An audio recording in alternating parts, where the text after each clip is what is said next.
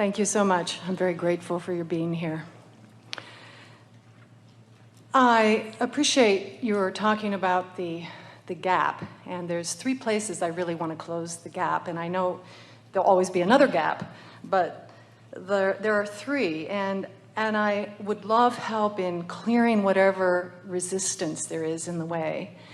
And I have a sense of part of it, and one thing is wanting a life mate. I was here in 2004, and I was in this chair saying I wanted my life mate, and I still am in that.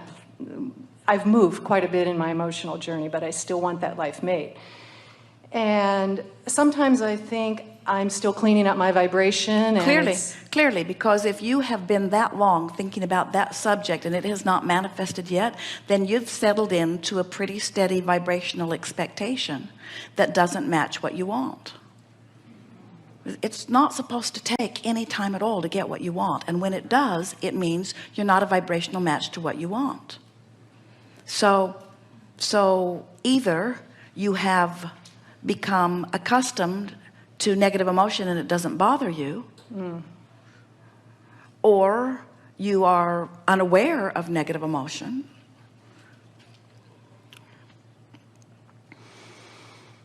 In other words, a little impatience would serve you. Yes.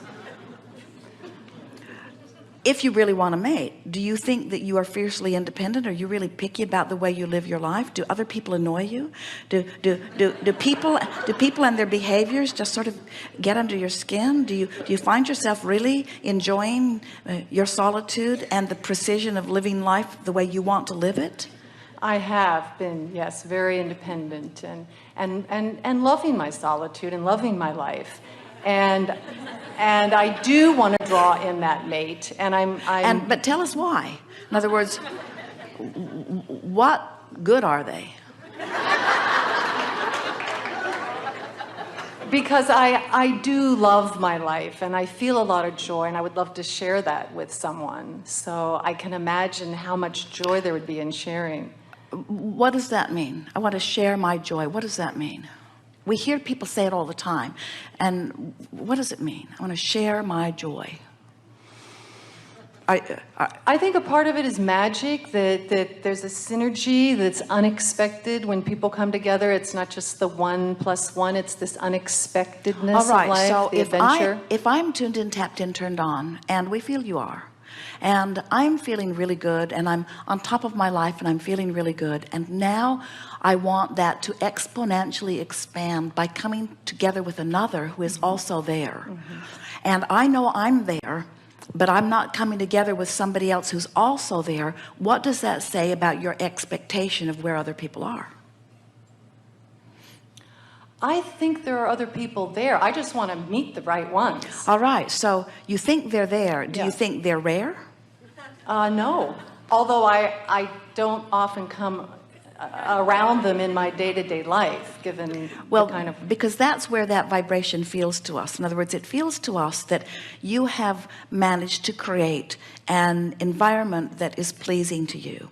And when you say, I want to share that environment with another, what you mean is, I want another who feels like I do to come to me, and it must be someone who's so much on my wavelength that that person doesn't mess up what I've got going on, because I like what I've got going on. And that's almost always contradictory stuff. In other words, when you say, I like my life as it is, and I'd like someone else to share it with me, which means they have to really know what I know, there's almost always a little splitting of energy in that. And that's the part that if we were standing in your physical shoes, we would work on. And that's exactly where I came in today. I actually thought it started at 10 rather than 9. So I came in right when you were talking about discord and splitting of energy. And so that's what I want to resolve or clear. Well, the way you do that, everything is this. First, you have to accept that through the synthesizing of life, that you have created a magnificent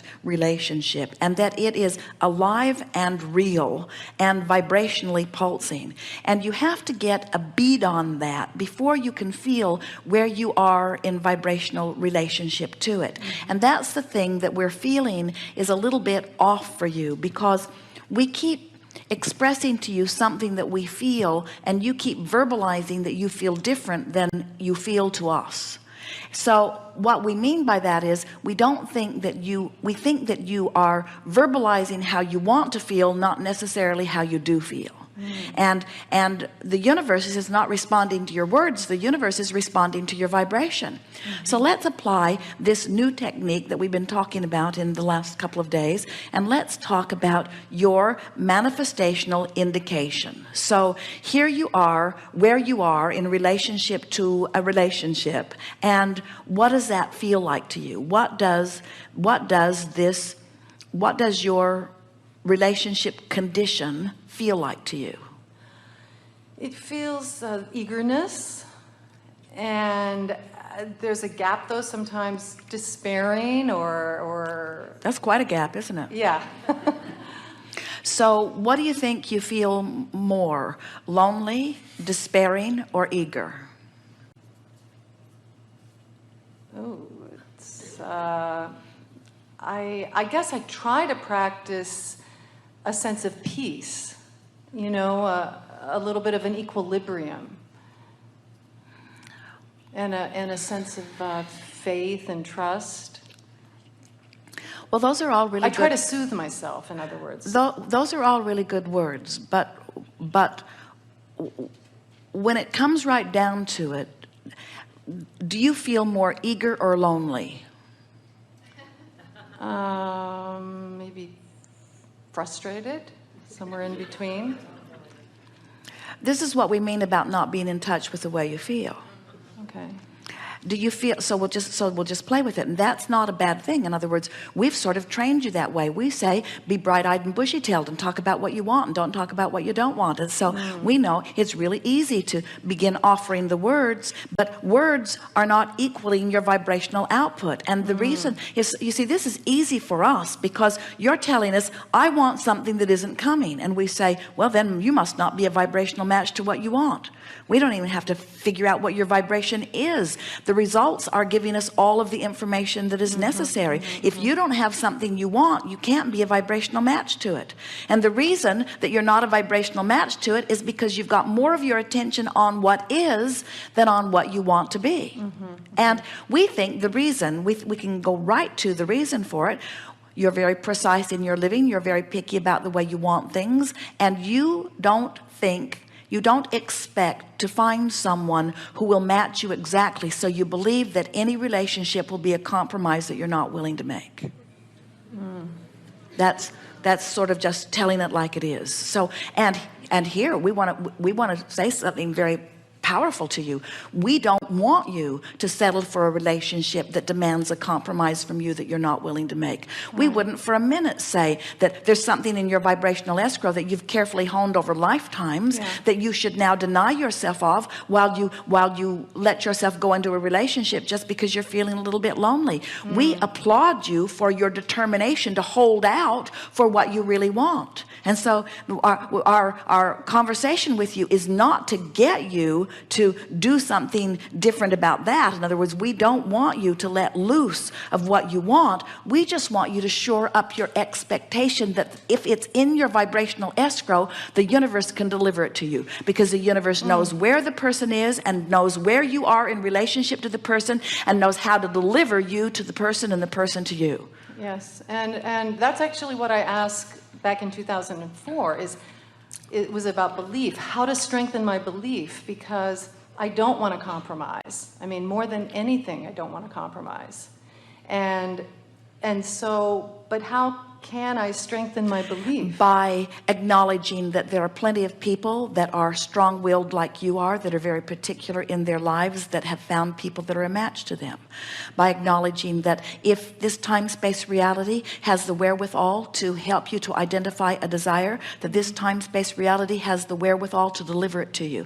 And as we've said a few times today, by stepping back from the specifics and into the general that you know. I know law of attraction works. I've seen it evidenced in my experience. I know that there are plenty of beautiful people around. I see them everywhere I go. I know that I'm a good creator because so much of my life is really the way I want it to be.